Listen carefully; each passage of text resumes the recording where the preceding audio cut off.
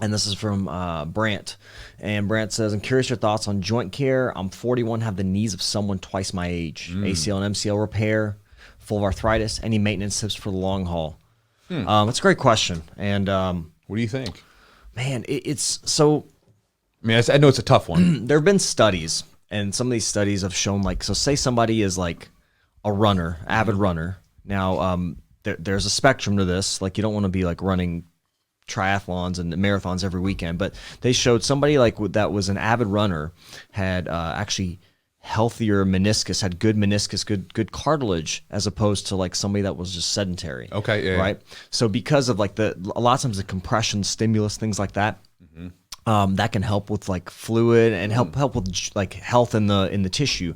You've even said this before, when you lift weights, right? Your knees feel better, less stiff. So I think number one is strengthening. Strengthening is very important. That's a huge thing. I wouldn't say it's the most important thing. It's variable for everyone, but strength training. You don't have to go really crazy heavy, but loading your joints a little bit, it's actually good and it's healthy. And then making sure you have good mobility. So I like controlled articular rotation. So like basically those are joint circles. So doing those on a regular basis, not just, before training, but like even on off days to maintain joint health and good mobility. Because say you can't bend or straighten your knee very well and somebody forces you into a knee bar excessively, like you're not gonna have the range of motion. So something's gonna probably, get injured. So I think mobility is important again. So that's two things. And then, you got to look at, frequency, like how much are you training? If you're 41, you may want to be mindful of how many days a week you're training. And also,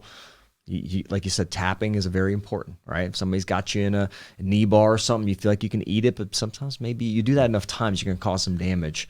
And then just, just regular maintenance, diet, it's good, sleep, all that stuff. But like, I think strengthening and mobility is you can't beat that. And also warming up and cooling down. I mean, there's a lot of, there's so much out there, and just kind of like my knees hurt from jiu-jitsu. They do. Yeah. I've taken care of my knees pretty well, but it's just the nature of the sport.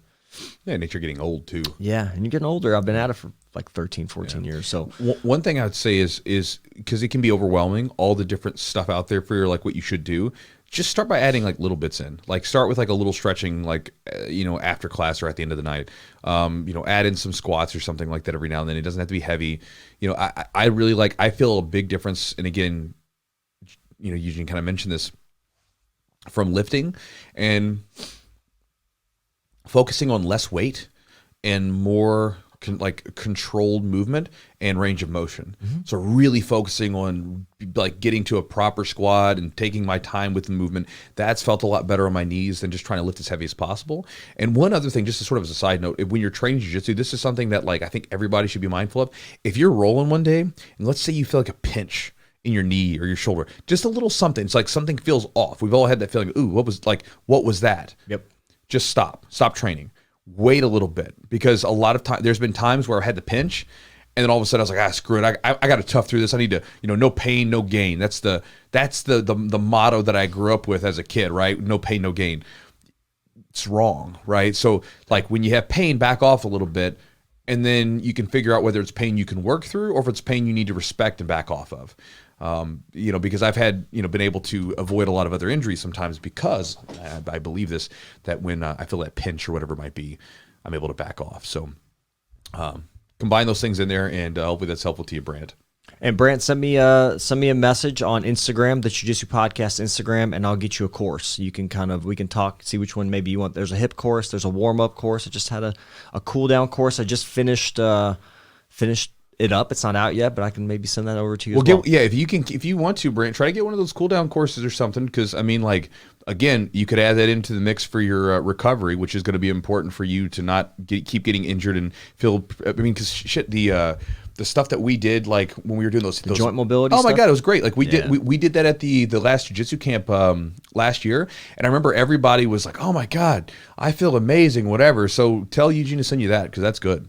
Yeah, so that's a lot of end range kind of strengthening and mobility work and kind of muscle activation at your end ranges. So, and there's more stuff. You can go to jiujitsutherapist.com. There's courses on there if you want to look. But